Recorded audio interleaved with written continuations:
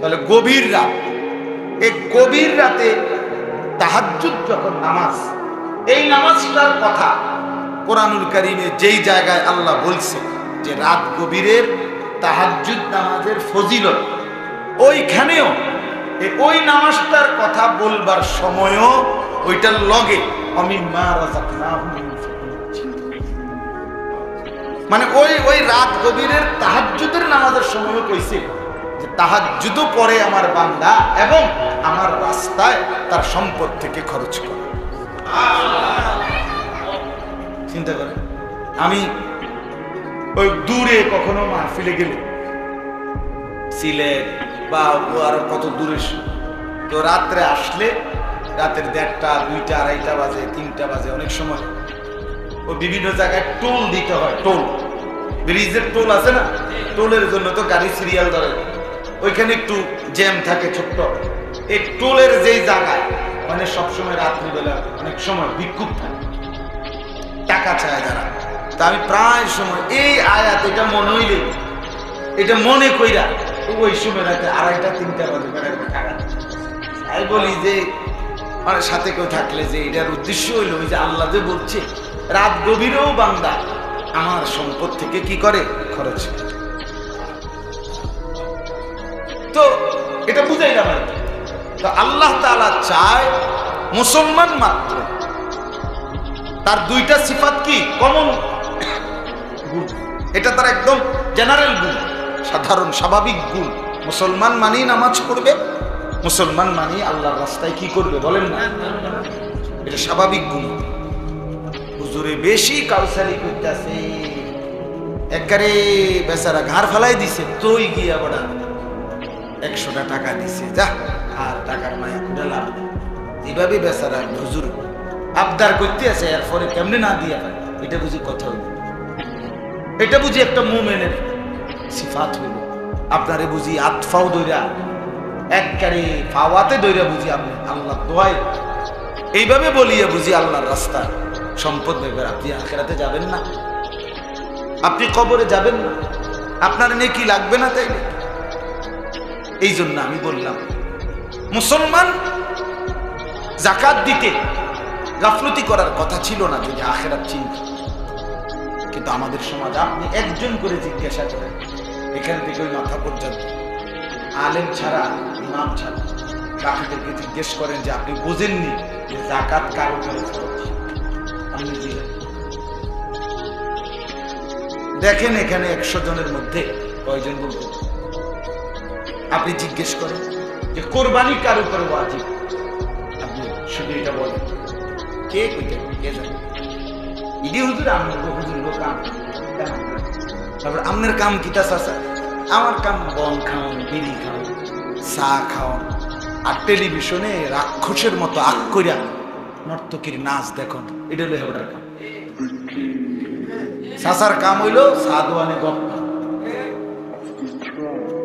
সাধুয়ানে গপ, নর্তকী দেখা, নাচ গান দেখা, বিড়ি খাওয়া, সিগারেট খাওয়া, কথায় কথায় গালি দেওয়া, আর টেলিভিশনে নাটক, সিনেমা। এই হলো হেবটার কাজ। এই ছিল কথা? কথা তো এই ছিল না বাপ। কথা তো ছিল যার বয়স বেশি তার আমলও বেশি। কথা বলেন না? যার হায়াত লম্বা তার আমলও তো লম্বা। কথা তো এই ছিল বাপ। 60 বছর বয়স, 70 বছর বয়স, আশ্চর্য জলজ্জান্ত বুড়া মানুষ মুসলমান, স্বাভাবিকভাবে এখনো বিড়ি সিগারেট। কি পরিমাণ নির্লজ্জ লোক, কতটা নিকৃষ্ট বেহায়া মানুষ।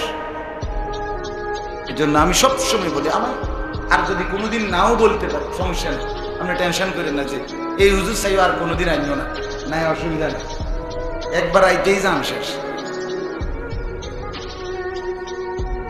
কথা বুঝে না, আপনি এই চিন্তা করার লাগবে না। কিন্তু এটা বুঝে বললাম, বয়স্ক যে মানুষ তার তো পুরা ফিকির হওয়ার কথা আখিরাতে, তার চলনে বলনে উঠায় বসে যে না রে বাবা, আমার আর সময় নাই, আমার আর হায়াত নাই, আমি আর বেশি দিন বাঁচবো না, আমার এখন আল্লাহ বিল্লাহ আখিরাত। বড়কার কথা তো ছিলই। উমায় বড়া অনো সাদওয়ানে বসে, তবে এখনো প্রতিদিন 3 ঘন্টা 4 ঘন্টা নিয়ম মাফিক, রুটিন মাফিক টেলিভিশন নাচ গান দেখতেছে। আফসোসের ব্যাপার কিনা বলে, আফসোসের। দিন শিখবে কখন, আল্লাহর হুকুম জানবে কখন, যাকাত আদায় করবে কখন, কোরবানি আদায় করবে কখন, মাসআলাটা বুঝবে কখন, হজ করবে কখন হজ করবে। হজ্জের মাসআলা জিজ্ঞেস করে। আমি এখনো মাওলানা মাদ্রাসায় বলে আসছি এই আসরের পরে, ওই সাগর ফেনা মাদ্রাসা, মনে করেন একজন মুসলমানের উপরে, একজন মুসলমান, তার কাছে তার বাড়িটা আছে বসত, আর অতিরিক্ত আলগা তার কাছে 10 শতক জায়গা আছে, জমি আর জমি, কয় শতক, আর কিচ্ছু নাই, আর ব্যাংকেও কোনো টাকা নাই, সুতো বিদেশ নাই, আলগা হেবড়ার আর কোনো কামাই নাই, শুধু আছে জমি বাড়ির বিডাটা, আর আলগা আছে কি একদ্দুর জিনিস। আচ্ছা, এখন এই মুসলমান তার যে সংসারটা আছে, সংসারে মনে করেন 6 জন সদস্য, কথার কথা, বা 8 জন, এই 8-10 জন মানুষের এই আল্লাহর ঘরে যাওয়া থাকা আসা, এইটুকু সময় 1.5 মাস।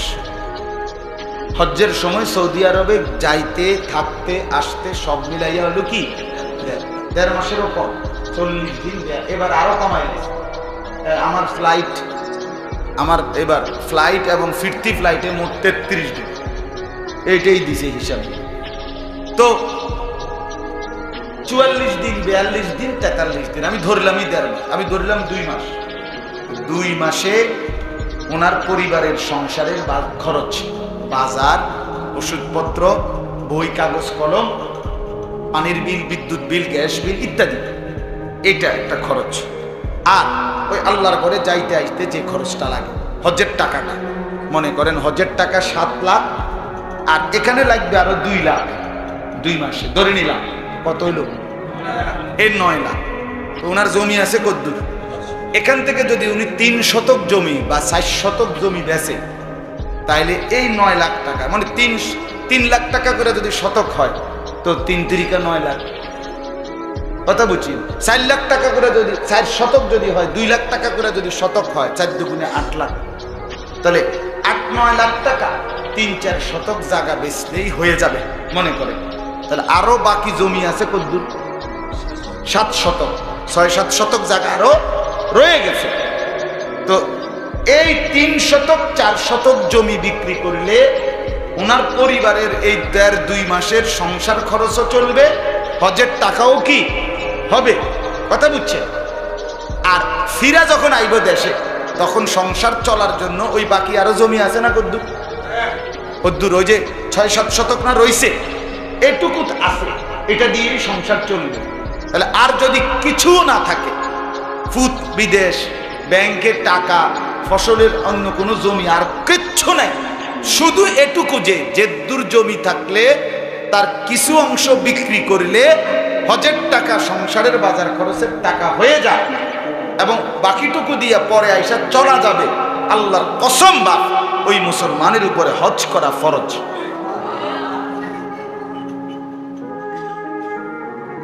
এখন বলেন এটা হিসাব করে কি পরিমাণ মুসলমানের উপরে হচ্ছে,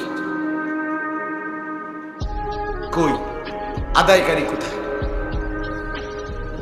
বলো? ওনারা জিজ্ঞাসা করেন, আপনি চাচা হজ করবেন না? হুজুর এখনো তো 2টা ছেলে বিদেশ পাঠানো বাকি, মাইয়া বিয়ে দিছি 2 জন, ছোট মাইয়া গা অন্য বিয়া জন, বাইতে একখান ঘর ধরছি, দোতলার কামটা ফুরা শেষ করতে পারতেছি না, টানা আছে, এই কারণে হজে যায়। হায় না আহা, ওই হজে যাবেন না চাচা?